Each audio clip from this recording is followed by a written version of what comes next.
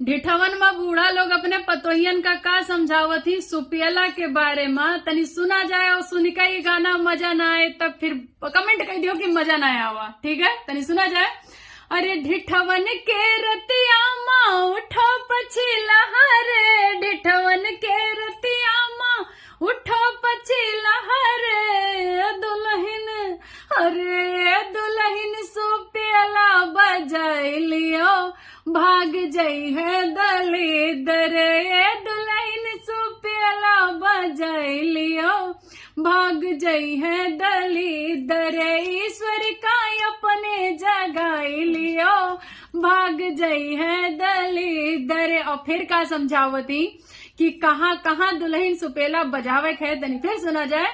अरे कोठरी भुसैला माँ नरदहा के कोने माँ, कोठरी भुसैला माँ नरदहा के